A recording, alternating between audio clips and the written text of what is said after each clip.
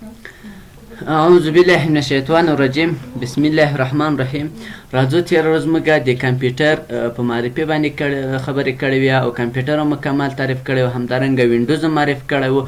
نو د وینډوز ورجنونه ویلي و. نن راځو په وینډوز باندې عملي کار کوو. چې کوم وینډوز ده؟ وینډوز 10 ده. صحیح سو. اوس راځو وینډوز 10 له کوم ځای شروع کوم ځای اول شروع کوو یا کوم ځای اول وایو. نو تاسو به اول کله چې مخکې مې درته ویل کله تاسو کمپیوټر روشن کړئ تاسو دغه صفحه راځي. تاسو صفحه څنګه راغله اول چې د کمپیوټر کوشش کوئ چې څه ریفرش کوئ. صحیح سو. د ریفرش طریقې انشاءالله مختلفې طریقې دي چې هغه به ټولې درته وایم چې کله ډیسکټاپ صفحې ته راورسېږو. نو اول راځو وینډوز پروګرام چې دا وینډوز پروګرام مې درته تعریف کړی و. په وینډوز پروګرام کې اولنی پروګرام چې دا د موږ ورډ پاټ ده. راځم د ورډ پاټ په طریقو بیا هم درته غږم چې تقریبا موږ کولی شو له 10 طریقو نه درته راخلاصولو. له وروسته تاسو فقط اوس په 3-4 طریقو باندې کار وکړئ چې دومره درته کافي دي.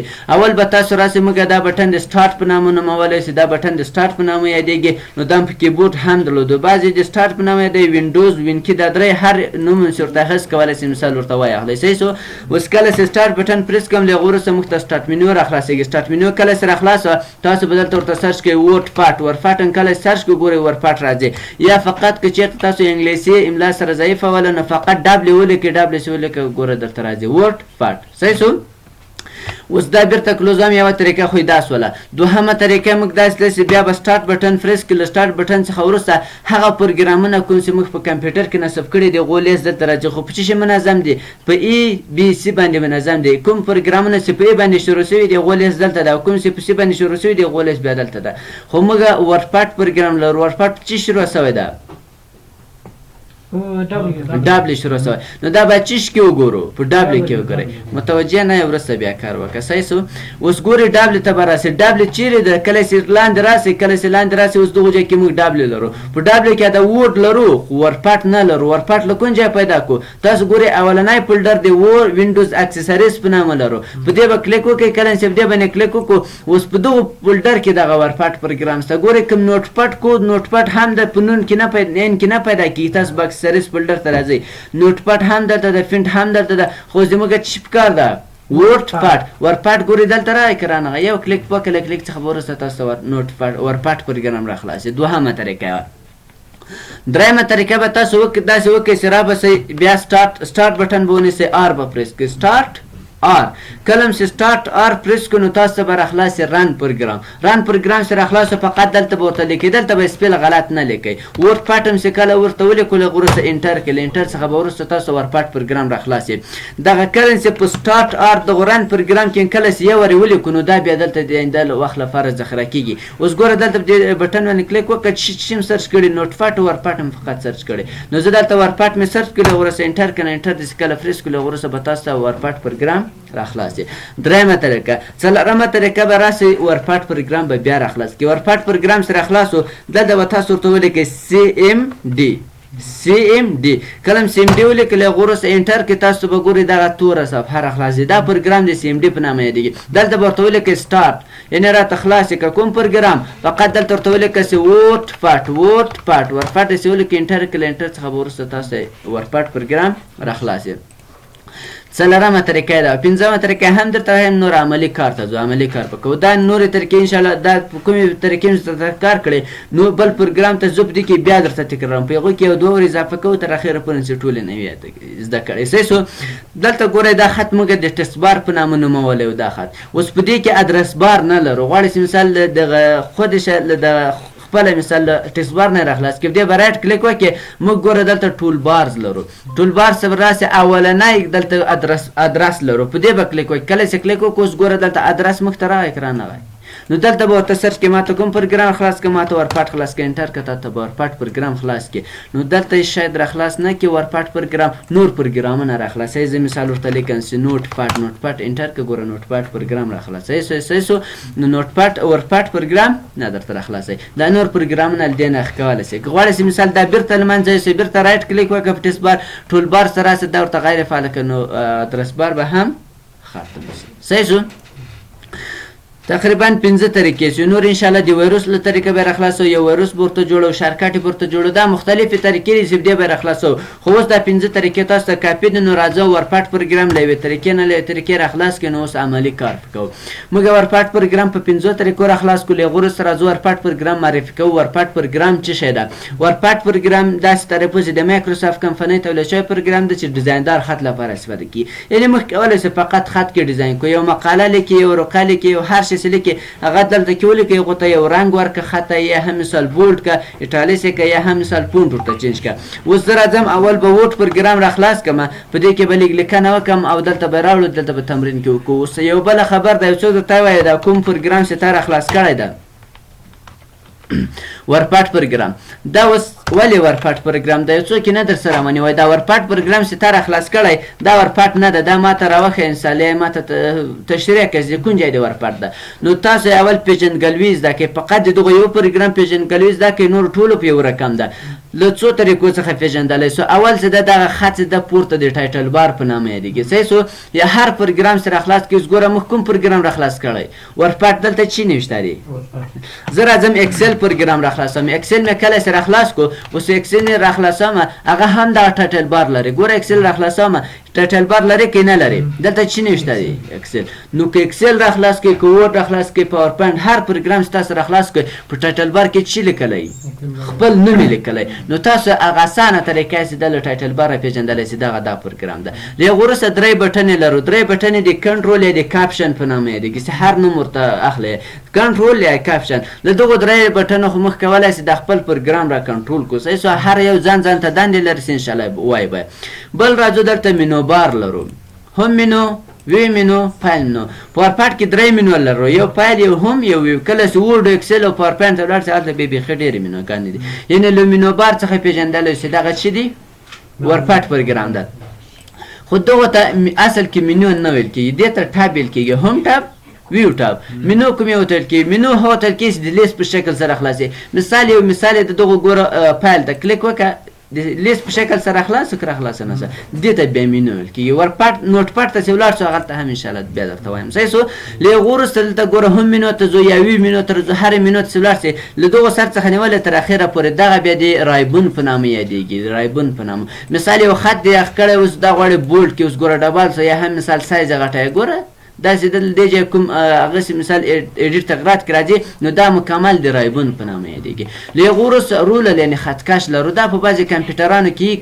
بعضې کې نه نو خو دا څنګه ورکېږي څنګه بېرته راځي دا انشاءالله وروسته وایي کله چې وي مینو ته ولاړې ګوره دلته رولر لرو رولر څه ته وایي خطکش ته وایي ګوره دا ورته غیر فعاله که خطکش دې ورک کړو بېرته یې فعاله که نه بېرته به خطکش راسي صحیح سو بل سکروبار لرو سکروبار هم نه پیدا کېږي اوس نه دې خواته سه او نه دې خواته سه کله چې زه کاته انټر وهم صفحه لاندې بوځم اوس سکروبار را اکران نغی دا هم په هر پروګرام کې له دې نه کولی چې مثال دا صفحه پورته اول سر ته بوځو او لاندې سر ته یې راولو دې نه یې پېژندلی سو خو دا بعضې وختو کې دلته هوریزنټل هم پیدا کېږي اوس خو دا ویرټیکل افقي د غواړی چې عمودي هم راولي عمودي څنګه راځي هغه په هغو حالت کې را پیدا کېږي کله چې ته صفحه را نږدې کړې اوس ګوره زه زوم ان کوم دلته کله صفحه ښه را نږدې کړه د هغو وروسته دلته موږ ته پیدا کېږي مثال نوره هم نږدې کړه اوس ګورئ که چېرته مثال تاسو راسئ نه ده لا راغلی داسې ښه نږدې کړئ کله چې نږدې کړه اوس ګورئ راغی که رانغی دا یې چی شو هوریزنټل شو نو بیرته دا 100% ورته انتخاب که 100% یې انتخاب کړو نو بیرته به خپل حالت راځي هغه به بیرته ورک شي صحیح شو بل سټیټ بار لرو دغه د ټسک بار په نامه یادېږي چې عمومي لاین ده هر پروګرام سره خلاص کې دغه د ټسک بار لري بیا په دې کې مختلف دلته په ډېره ساده ده دا خط د سټیټ بار په نامه یادېږي نو دې خط کې فقط موږ کولی شو دا صفحه لرې کړو ګوره په منفي باندې کلیک او څه رقم کېږي لرې کېږي په مثبت باندې کلیک او بېرته نږدې کېږي نو دلته دا ریکارډر ده دا مثبت سم کار نه کوي دا له دې ځای هم کولی شي یوې مینو ته چې راسي ګوره زوم ان لرې کوي زوم اوټ بېرته زوم ان یې نږدې کوي زوم اوټ یې لرې کوي خو یا د مثال ډېره نږدې کړې یا د ډېره لرې کړې ده اوس نورماله حالت د شکورک ده فقط دلته دا 100% چې لرو یو کلیک وکړه بېرته خپل حالت ته راځي صحیح سو اوس راځو له هغو وروسته بیا په رایبون باندې شروع کوو مثال تاسو به یو خط ولیکئ ما خو دا له بل پروګرامه را کافي کړو صحیح سو تاسو به خپله خط ولیکئ اوس دا خط چې ما لیکلی مو خو ویلې دا پروګرام د ډیزایندار خط لپاره استفاده کوي. اوس راځو په دې باندې ډیزاین کوو. څنګه یو خط کې ډیزاین کوو؟ نو راځم اول خط غواړئ چې یو خط ډیزاین کوي، شرط انتخابول دی د خط. که خط انتخاب نه کوي، اوس ګور راځم دلته سایز دغه پونټ زه مثال دا پونټ انتخابوم، دلته اپلای سو نه سو. ولې؟ ځکه مو خط نه دی انتخاب کړی. تاسو به خط انتخاب کړئ، هغه وروسته راځئ هر یو پونټ انتخابوئ، ګوره پونټ تبدیل سو که تبدیل نه سو. خو اوس دا انتخابول څنګه وکړو؟ که چېرته تاسو ماوس استفاده کوئ، ماوس خو در معلومېږي پښتو کې موږک ورته وایي، پوه سوئ. دا اوس ګوره دغلته چې کلیک وکړو، کله چې کلیک وکړو دا بیا دوه کلیکه لري. ګورئ دغسې ده، کوم کلیک ده؟ چپ کلیک ده، او دغسې ده ښی کلیک ده یا رایټ کلیک ده. خو خپله کمپیوټر هم دا بعضې لپټاپونه ګورئ دا لپټاپ کې تاسو استفاده کوئ دغه دلته هم دغسې ده. دا بټن چې ده کوم یو ده؟ چپ ده، او داسې ده ښی کلیک. نو دغه ښی کلیک او چپ کلیک په دې نومول شوي. صحیح سو. اوس به تاسو دلته په اخر کې کلیک وکړئ، څومره خط انتخابوئ هغه د تاسو خوښه ده. مثال یو پاراګراف انتخابوئ، دوه پاراګراف، هر څومره ضرورت نه چې دغه ټول له بیخه تر سره ټول انتخابوم. نو تاسو په اخر کې کلیک وکړئ. که ماوس لرئ فقط دا چپ کلیک به داسې دلته کلیک وکړئ، داسې ونیسه، نور ماوس داسې کش کوه پسې یې خواته، ګوره ټول انتخاب کړو. خو که چېرته د کمپیوټر خپل ماوس استفاده کوو، بیا هم دا دلته کلیک وکړه په اخر کې، دا بټن به دې نیولی، نور داسې کش کوه پورته. انتخابي که نه انتخابي. له کیبورډ نه هم طریقه لرو، خو هغه اوس درته وکړم بیا انګیج کیس انشاءالله په شارکټو کې به یې درته وایم. صحیح سو. په طریقه خو انشاءالله سره خلاصو. نو هغه که ته یو لغت که انتخابوې، ګوره یو لغت درته انتخابوې، دوه لغاته، درې لغاته، هر څومره داسې انتخابوه. او که ټول انتخابوې هغه هم انشاءالله بیا دلته لرو، سلیکټ آل لرو. صحیح سو. اوس راځم دا خط مې انتخاب کو. اول چې دا پونټ فامیلي لرو. پونټ فامیلي څه کار کوي؟ که غواړئ چې د خط پونټ ورته چینج کړي، کوم پونټ یې غواړئ، نو دلته ګوره په دې نقطه به کلیک کوئ. تاسو به دلته کلیک نه کوئ، کوم سرچ کولو بیا به دلته سرچ کوئ. مثال زه ورته چې اریال پونټ غواړم، فقط اریال ورته سرچ کړه، دلته سرچیږي. خو که غواړئ چې نه ټول مجموعه د راته راخلاص کې په دې نقطه به کلیک کوئ. نقطه دې چې کله کلیک وکړو، اوس ګوره دا پونټونه دي.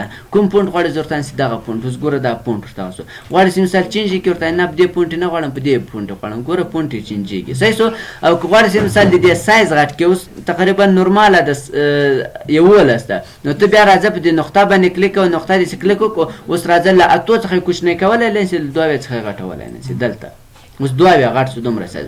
خو که وایې چې دا زه له 2 نه هم غټوم، بیا به دلته کلیک کوئ. ګوره دلته به کلیک وکړئ، ډبل کلیک یې وکړه. ډبل کلیک چې وکړو دا 2 چې دا به انتخاب کړي. دلته به بیا خپله ورته لیکي څومره سایز غواړئ، 100 غواړم. انټر که انټر داسې وکړو، ګوره 100 سایز یې درته وکړو. بیا به راسي ورته نه نورماله حالت غواړم، دلته ډبل کلیک وکړه. نورماله حالت څومره ده؟ 11. انټر که ګوره بېرته به نورماله حالت درته راولي. صحیح سو. دا دوهمه طریقه دې سایز وه. بله که چېرته مثال غواړئ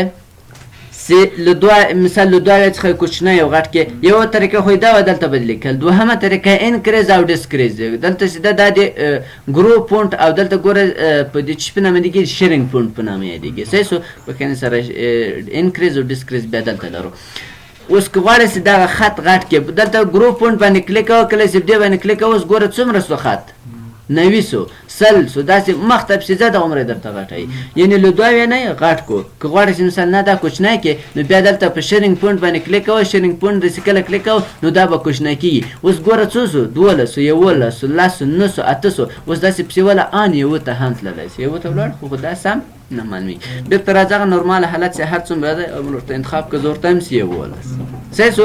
بل بولډ لرو. بولډ څه کار کوي؟ اوس راځم دې ته یو داسې پونټ انتخابوم، اریال پونټ مې ورته انتخاب کړو، یا هر یو چې تاسو ورته انتخابوئ. اوس دغسې ده دا خط چې ده ډېر نری دی یو څه. غواړئ چې مثال دا یو څه ډبالي، نو دا به بیا انتخابوي. انتخابولو څخه وروسته موږ دلته بولډ داسې کلیک وکړو. دا خط یو څه ډبال شو که نه شو ډبال؟ ګوره ډبال ښکارېږي. که نه غواړئ بېرته به خط انتخابي، دا به غیر فعاله کړي. اوس بېرته خپل حالت ته راسي. بل ایټالیک یې که داسې کوږي کلیک، مو خو د ډیزاین لپاره استفاده کوي، نو دا خط ته ډیزاین ورکوي. ګوره دې باندې کلیک وکړو، اوس خط یو څه کوږ شو که نه شو؟ داسې پروت غوندې شو. که نه غواړئ بېرته دې باندې کلیک وکړو، دا به بېرته خپل حالت ته راسي. د هغه وروسته انډرلاین لرو. انډرلاین څه کار کوي؟ انډرلاین لاندې خط راولي. مثال راځئ نن د مطالعه وکړه تر دغه ځای پورې. اوس تر دې ځای راورسېدې، غواړئ چې مثال دا ځای سبا ته په اسانه طریقه سره پیدا کړي، انتخاب کوئ، هغو ته انډرلاین که لاندې خط راځي. اوس ګوره ته راځي مثال نن دې بیا دا راخلاص کړو، دلته ورته ګورئ څه ما تر دې ځای مطالعه کړې وه، هغه انډرلاین. صحیح سو. غواړئ چې بېرته خپل حالت ته راسي، بېرته به انتخاب کړي، انډرلاین باندې کلیک وکړه، دا به بېرته خپل حالت ته راسي. سره مو خلاصېږي انشاءالله. سخته خو به نه وي. ښه. له هغو وروسته بیا راځه دلته شیرینګ ترات لرو. دا څه کار کوي؟ یو ملګری دی مثال کتاب درته لیږلی دا کتاب یې لیکلی ده اوس یې تا ته واستو مثال په واټساپ کې درته ولیږو مثال هر رقم یې درته خو تا ته یې راوړ اوس درته یې وایه په دې کې کوم لغات ما غلط لیکلی یا ته په دې باندې تکرار وکړه کوم ځای ما غلط لیکلی ته راغلی ورته ډاکومنټ دې غلط لیکلی دې باندې کلیک وکړه ډبل کلیک وکړه دا یې بله د انتخابولو طریقه ده غواړې یو لغت انتخاب کې فقط ډبل کلیک یې وکړه صحیح سو ډبل کلیک چې وکړو انتخابوي دا یې ورته انتخاب کړه ورته دا ډاکومنټ چې دا غلط لیکلی دلته کلیک وکړه کله چې کلیک وکړو اوس ګوره په هغو په مابین خط راغله که رانه نو اوس دغه لغت یې څه معنا ورکوي دا غلط ده نو بیرته به دا ورته انتخاب کې ډبل کلیک او دا غیر فعاله که هغه به بیرته نورماله حالت ته راشي صحیح سو له هغو وروسته موږ دوه اپشنونه لرو اجازه ده د ریاضي لپاره استفاده کوي مثال سره کوم ریاضي خو انشاءالله لږ ډېره ویل ده موږ وایو اکس په توان د دوه اکس به قاعده د دوه اجازه است اما در کار باندې مثال لا مې ولیکل اکس په توان د دوه اکس په قاعده د دوه دا اوس څنګه ویل کېږي